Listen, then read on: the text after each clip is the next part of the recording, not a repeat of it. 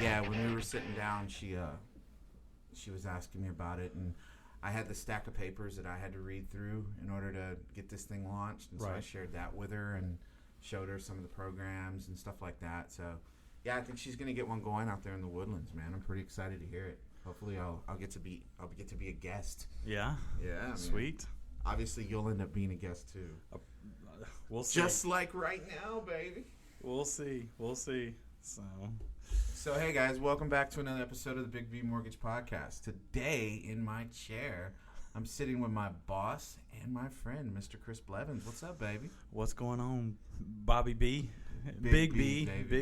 Come on now, get it right, son. Get it right. I know. I wanted to switch it up a little bit. Yeah, for this myself, is my chair, so son. That's right. So, how you been, man? So good. Yeah. Yeah. How are you? Is more important. I'm doing great, man. This, honestly, like if I go in like sequential order, you're probably like interview number 14 by this point. And we've been very blessed and fortunate. I've got confirmed about 6 more scheduled. So, I mean, the stories just keep coming. You know, people are responding well. Right now, it's a matter of, getting the audience to kind of really see the vision of it. But that's something that comes over time. There are no, you know as well as I do, there's no such thing as an overnight success. Right. So, and I'm not trying to be famous outside of the industry. Right. I just want to be known in our little circle of Texas. And, well, in this case now, Oklahoma, right? You're running Oklahoma now. Oklahoma, you got to throw them boys up in there. So, yeah, I got to show the love for the Okies. Right. So, no, Oklahoma, it's been, matter of fact, I spoke to the market leader this morning up in Oklahoma, Jeff Smith, and he's focused, and some great things are happening up there as well, so that's pretty exciting. Ig owes me an interview too, right? Good luck. Yeah, I know. Every time he comes to town, it's literally like, man, bud, I got to catch that plane. I was going to say the problem is getting him to sit for 30 minutes, or 15 minutes for that matter. So. Dude, I'll just make it a mini. We'll call it Ig the Quickie interview. Oh. We'll figure it out. Right. So for those of you who don't know Chris Blevins, as I mentioned earlier, he's my boss. He is the regional director for Movement Mortgage, and he covers the entire state of Texas and Oklahoma now. And are you still doing New Mexico, or? Nope, I gave that up. You gave up New Mexico. Yeah. You got plenty on your plate with Texas and Oklahoma, plenty right? of land mass under in Texas and Oklahoma. So you know what? And these are two great states that this is where it's at, right? Right. So let's focus on growth in these markets, and there's some great people in these markets that I want to focus on. So this is it for me. Well, when you really look at it. Just the sheer size of Texas alone, it's like having 3 regular states, right? It's like the whole Northeast. Yeah. Right? So yeah. Somebody told me one time, an interesting fact of Texas, if you cut along the top line of Texas and you like flipped it over on a map, I think Brownsville's like in Canada. Right. Or something like that. Yeah, I think it is. It's like if you drive from Austin to Chicago or something like that. Yeah. It's quicker to go from one side of the state from east to west. It's quicker to go to Chicago from here than it is to go across the state. So wow. Yeah. It's pretty crazy. I get kind of jaded because I've lived here for so long. Like, I'm just used to driving 6 hours to go somewhere, like to go to another part of the state. But for some people, it's like, you drive how long? Right. You know what I mean? Right. And the thing is, with living in Austin, when you start going to like Laredo and the Valley and Corpus, there is no easy flight. No. Like, you're going north in order to go south. It's kind of weird, but whatever. So no, it's definitely a big state, but what's so exciting about it is, every market's different. So all the way from the Valley to Dallas to El Paso to, Tyler, Texas is really cool because the people in all these different areas are so different, and that makes it exciting as well. So Right. So obviously, you're in a very how can I put it? You're in a very unique leadership role. Not a lot of people get to say that they run that much land mass, right? Right. But I found in getting to know you over the last 2 years, you've got a really cool story as to kind of how you entered into it. And it's kind of like what I like to do on these initial interviews is talk about your story. Okay. How did you get into sales? One, was mortgage your first sales job? And two, what led you to mortgage, and how have you been able to grow to go from, because you were a loan officer. Yep. And now you manage just a huge portion of the country.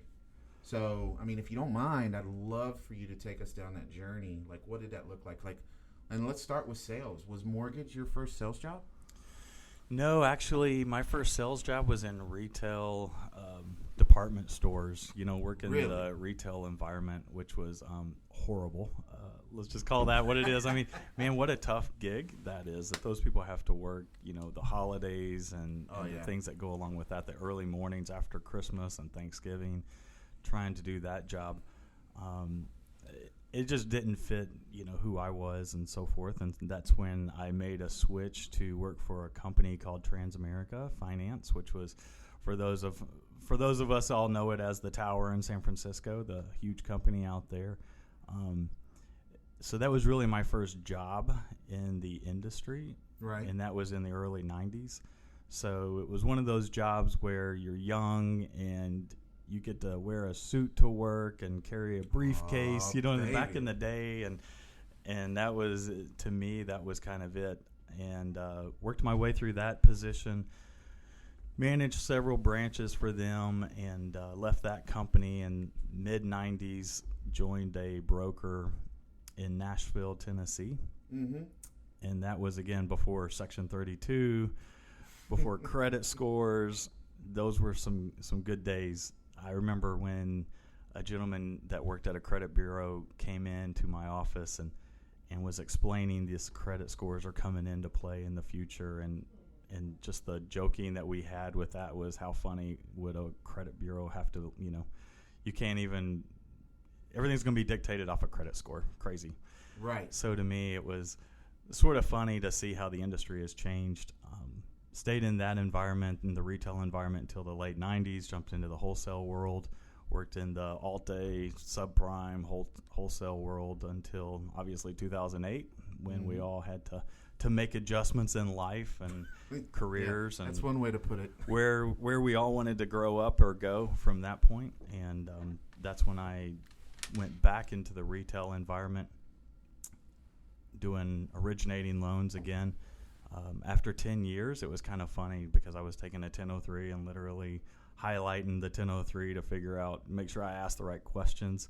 And so even take it from 2008 till today, how the times have changed with what we utilize is the Easy app, which is an application that a borrower can go on utilizing their cell phone. Right. Utilizing all the technology that's already came into play in the last 10 years has been crazy. So joined Movement about 3 years ago. As a matter of fact, this week-ish is my 3-year anniversary. So it's kind of exciting to be at a company, but really to see the impact of what this company has done in the last 3 years in so many people's lives is pretty amazing. Yeah, I wholeheartedly agree. This has definitely been, the company that's really transitioned, I think, my life and career to something really fabulous, and that's kind of the most exciting part. After I look back at the last 25 years, is there's been some great times and some difficult times, but everything happens for a reason, and that's where I'm at today. Well, and again, you and I have had this conversation over and over because you're the guy who hired me, right?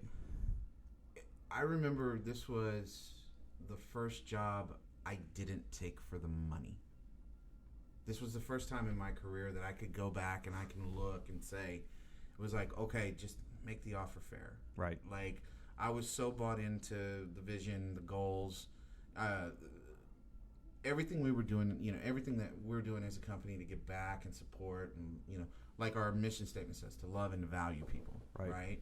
And it was so dynamic that I knew, kind of subconsciously, the money would be there if the job was done right, and if I approached it with the right heart and or mindset. I mean, was it the same for you when you joined Movement? Yeah, for me it was, after 25 years in this industry and you see all the ups and downs, and even after 2008, I laid off, I want to say 60 plus people, and how depressing that was. I was looking for something that had a culture to it and had more people-oriented type mentality, but I was still jaded in the industry as well to understand that I kind of always felt like this business was like Survivor. Yeah. And it was like outlast, outwit, outplay. I don't know who's going to give up first, me or the company, but that's just kind of how it felt like. It was after 2 years and at whatever given company that things were going to change in some capacity. Right. And then it would be time to make a move, or we would have to make a move because the company sold or the bank went under or whatever the case was. So to be able to look at a company when I figured out all the tools and the bells and the whistles and they had everything for me to be successful, that was when it was like, okay, that I can check mark off all of that information, but the culture here was what sold me. And again, I mean, you're right. Financially, had tremendous amount of offers and had other offers that you could go to and figure that piece of it out. But I 100% agree. If you're happy what you're doing and you have a passion and you see a bigger vision in life to help other people be more successful in whatever they are doing, then naturally you'll just become more successful. And that brings obviously some great financial awards, but more importantly, it brings a great family of people that you can surround yourself with and have a happy life, right? So. Absolutely. Yeah, wholeheartedly agree. And just as I thought, like looking back 2 years ago to now, just in the personal growth and development that I've got to experience doing what I'm doing versus what I had been doing, it's a world apart. I mean, it's just completely different. It's night and day. Right. And now the cool part is and again, I won't say names. Well, by the time we air this, it'll already be official, but like I got to help get my first guy on my team promoted recently. Yeah. How awesome is that? It was what a great awesome. feeling. Dude, it was like that proud papa moment. You know what I mean? Where it's like, yeah, dude, you're ready. Go. Lead. And the stars kind of aligned for it. That was awesome. And I got to tell you, I look forward to doing it over and over again, right? As long as I'm not working myself out of a job. But anyway. No. I mean, and that's where I think my opinion is, I read it the other day on something, whether it was LinkedIn or whatever, was, great leaders produce other great leaders, not, followers.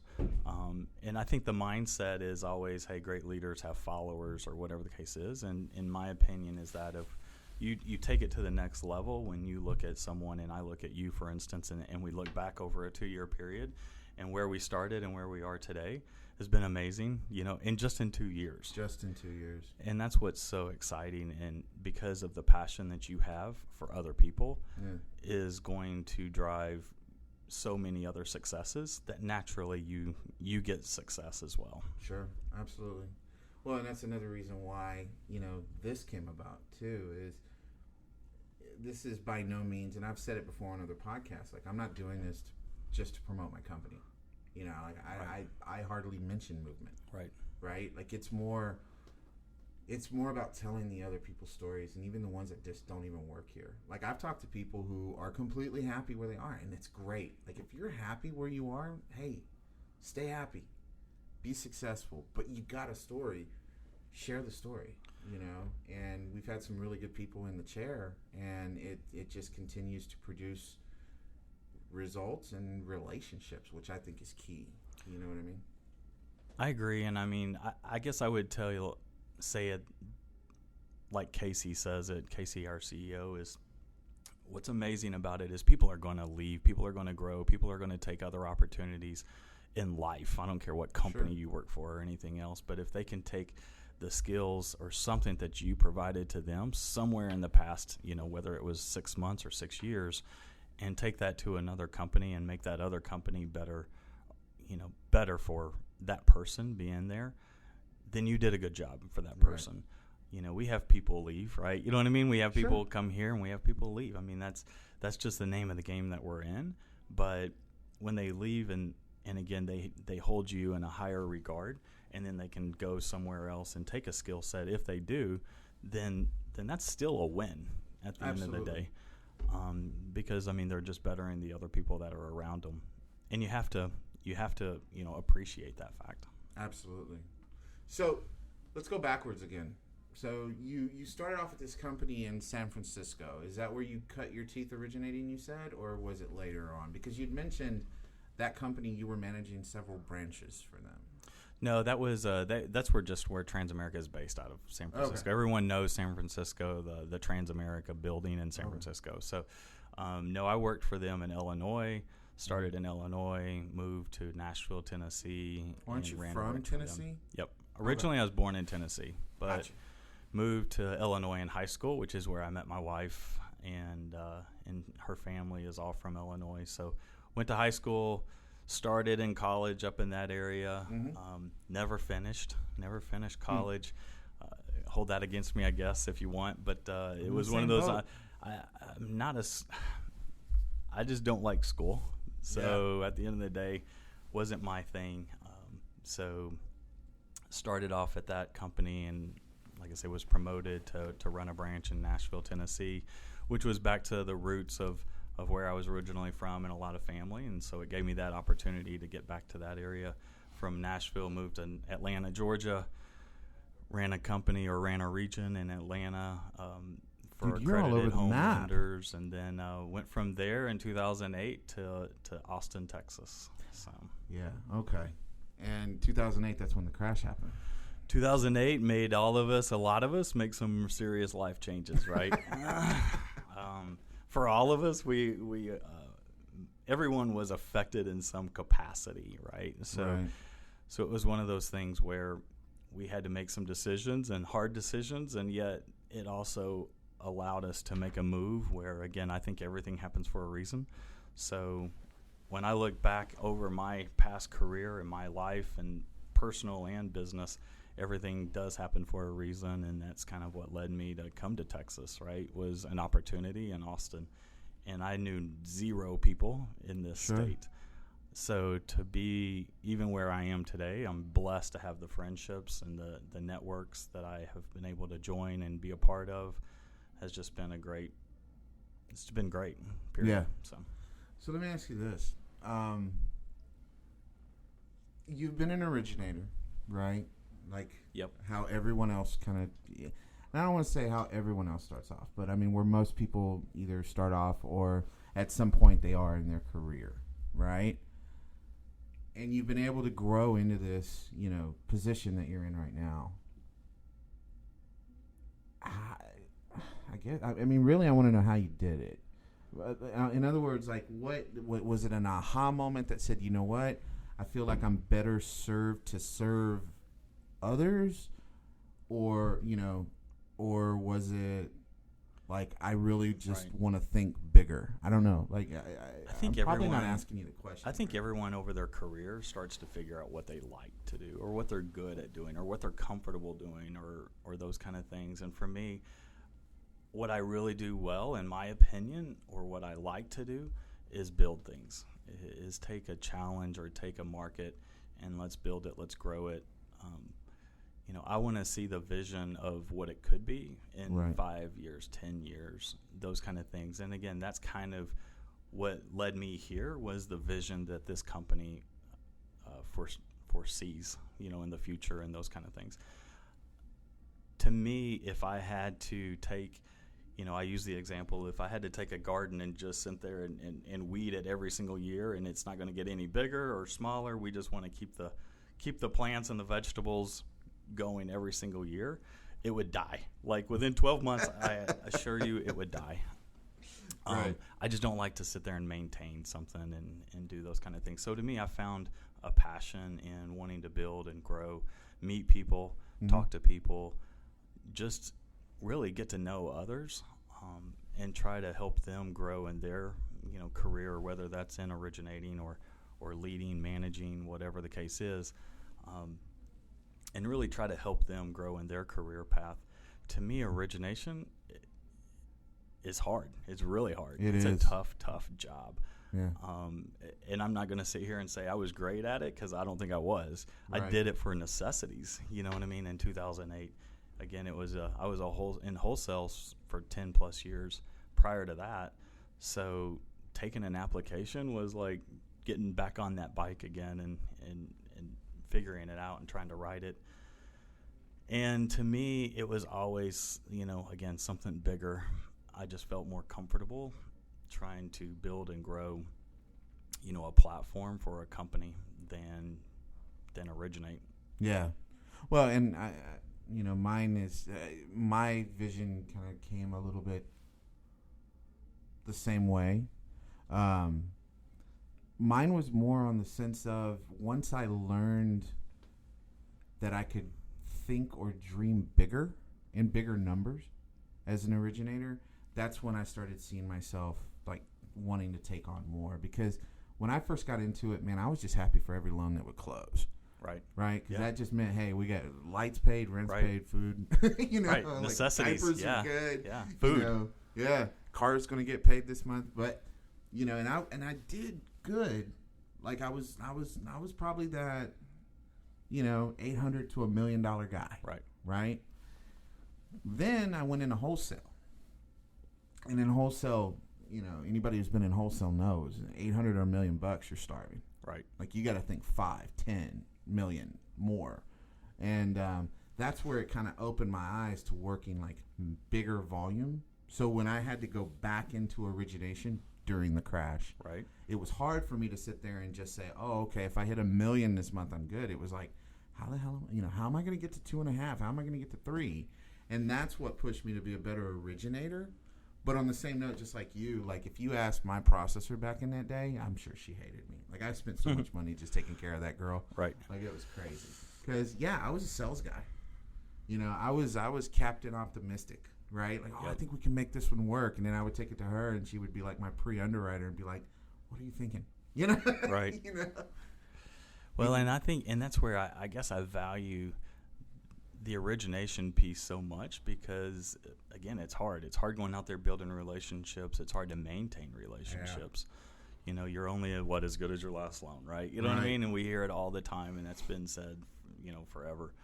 But on the flip side, the relationships, and when you work with people, then that helps you just become a better, like I say, person, a better partner in business and those kind of things. And again, I mean, the companies that you can go out and really find that they have the tools and the resources to help you grow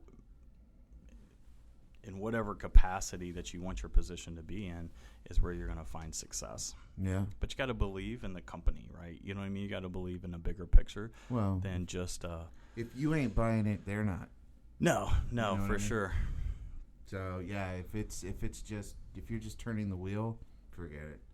Quit. Go somewhere else. Right. So, let's look at Texas. So, you've been here 3 years. When you got here, how much was being done in Texas versus now? It's funny. I've looked back every time. I'll go back and kind of go back to those months when we first started off, and we were doing anywhere from $2 million to $5 million a month. As a state, yeah. There was, I want to say 6 loan officers across the state. There was one in the Dallas area, one in Austin, and a couple in Houston, and then a couple of support people on top of that. So there was about 6 people total in the state. But again, it was one of those things, when I looked at it, I was still amazed at the opportunity that this company wanted to get to. So to me, it was a challenge, if you will, which is kind of funny too, because Texas, as we all know and would have probably agree, is not an easy state to come in and be a new company coming in, especially when there's so many other great companies that have been here for 20 plus years, right, and have a tremendous amount of history and great successes with a lot of people. So again, I kind of looked at that as a challenge, and what does that look like? Can we do that with this particular model, with this particular platform, and again with the vision that this company has? Can we put that together? So it was definitely, in my world, it was a startup. Right. Oh, wholeheartedly. $5 million I in don't Texas, think that ain't even a drop in the bucket, baby. It's funny. I don't even think we had, bricks and mortar. We didn't have any office space anywhere. I think there was a couple of, executive suites that they had been operating out of for a couple of years, actually, which to me was like, okay, that's the first thing. We've got to set some flags and some permanency. Well, and I remember, seeing pictures of like early market leader meetings to where you guys are just like huddled around a table. Yeah, here in this office. Here in this office, there was no conference room. In Austin. It was just wide open territory. Right. There was boxes everywhere.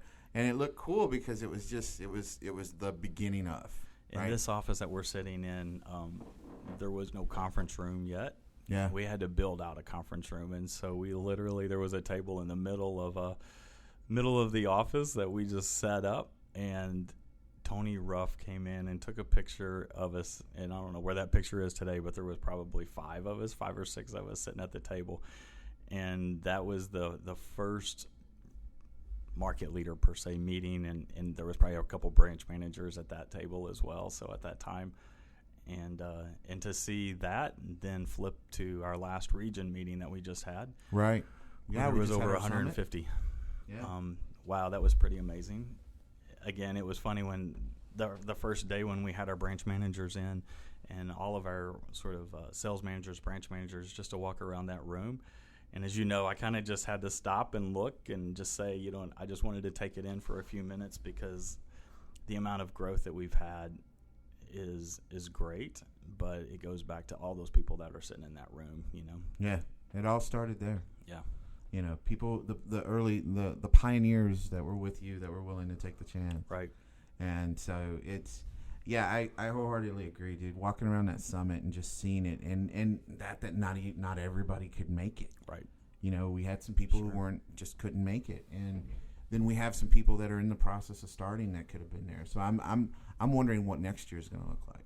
It's going to be pretty exciting. So we've got our goals this year to hit, obviously, and what's our goal, Chris? 1 billion.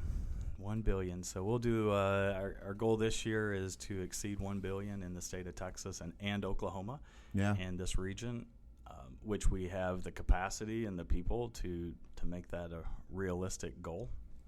So I think that's what we'll hit this year.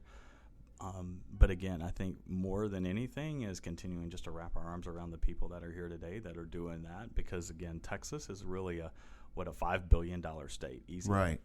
Yeah. So the region here alone, I mean, we've not even touched, where we were going to go. Well, see, and that's the other exciting part, right? Even though we've seen the opportunity is growth, amazing. There's still so much opportunity, and not just from a physical standpoint or financial standpoint, but just from the ability to bring people in and help them grow professionally as well. Which is why, like, again, going back to having one of my guys graduate to market leader, it's dude, like, I'm fired up. Like, I'm looking for the next one. You know what I mean? Like, I'm like, okay, who's next? Who's gonna step up? Because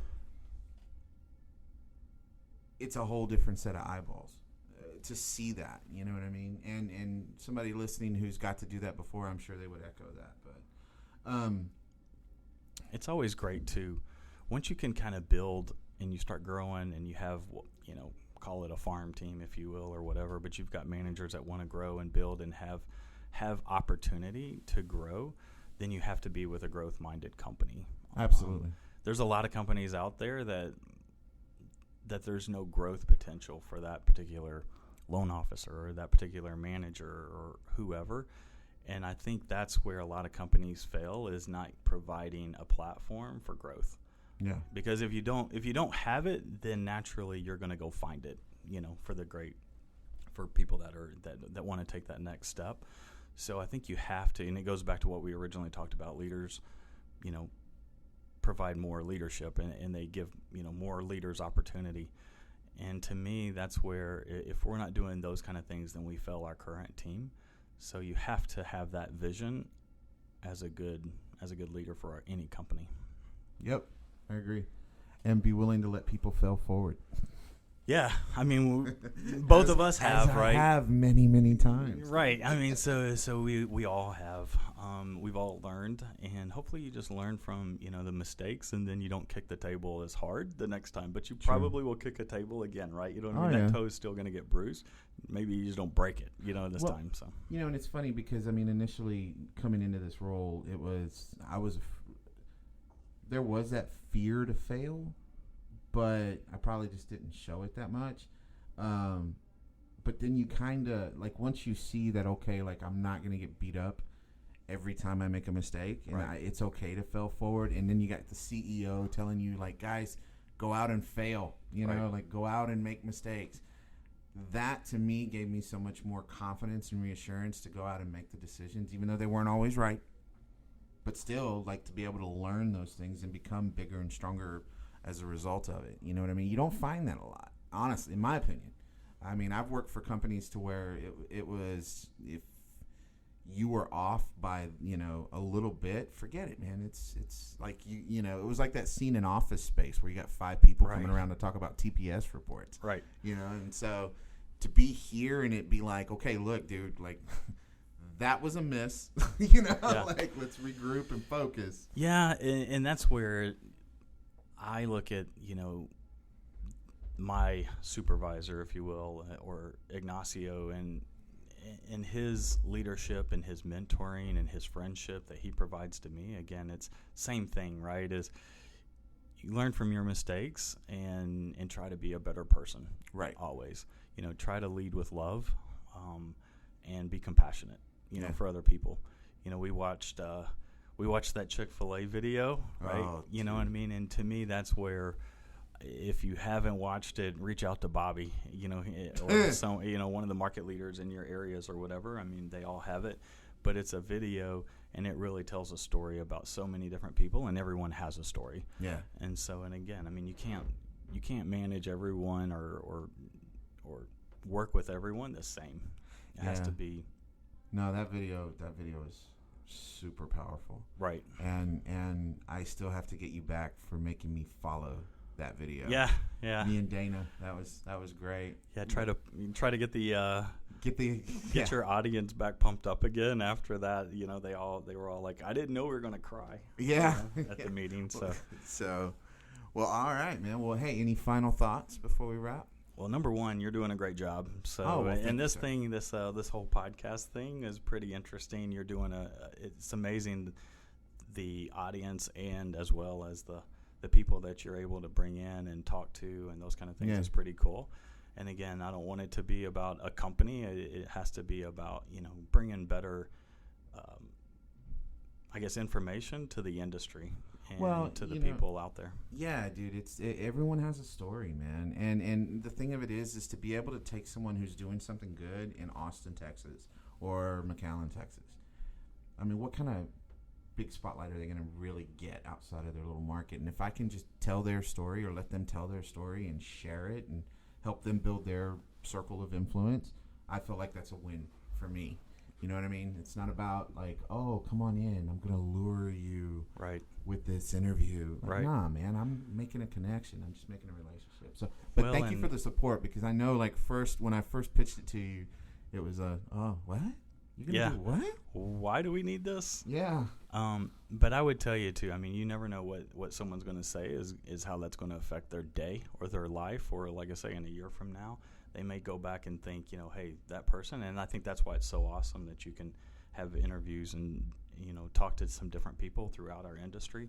Sure. Because again, it's going to bring value. And when it brings value, who knows where that takes it. So. Exactly. Yeah. Well, I appreciate all you're doing, man. You're doing a great job for us and for the company, and what's so awesome to see is, again, the lives that you've already touched. Gee, man, I didn't know we were going to cry. In a better way, right? So, I mean, to go to your Christmas parties and stuff and to see, like I say, the people that wrap their arms around you. Yeah. To, even though I'm dressed like Santa Claus? I mean, that you're sweating, you probably need to think about that in a healthy... you need to get an air conditioner in a little healthier way. But no, I think it's pretty awesome. So I'm super pumped for 2018, actually. So it's going to be a challenging year, but this is a year where it's going to really really bring up the level of our performance. I agree, and I think it's going to really increase our talent pool too. I mean, I think there's just so much opportunity out there. Yep. And the industry's changing. I mean, technology is crazy what's coming out, and the amount of time it's going to take, for an application, and everything else is gonna be totally different in the next 3 to 5 years than it is today. I agree. Well, dude, I know you're a busy man. I know we got a lunch that we got to get to here in a little bit, but man, I want to thank you for taking the time to sit in my chair, bro. It's awesome. Yeah, I'll do this again someday, maybe next year. There's repeat interviews, bro. There's repeat interviews. Nah, but thank you, and thank you for all your support and helping me kind of grow throughout these last couple years. And hey, if someone wants to find you, what's the best way to do it? Social media, what?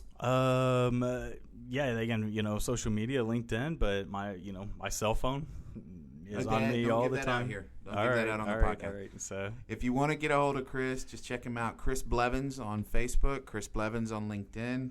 I will give out his email. It's chris.blevins@movement.com. In case you want to connect with Chris, maybe you're looking to grow your career or wanting to figure out a way that you can kind of move up your ranks and lead it at the level that he's currently at right now. I know I'm chasing his job. So, but with that said, man, thank you for taking time to sit in the chair today, bud. Yeah, man. I appreciate you. Absolutely. So, folks, that's going to wrap it up for this episode of the Big B Podcast. Make sure you give us a like, a share, give me some feedback. Let me know what we're doing well, what you want us to improve on. And other than that, just stay social, everybody. Bye.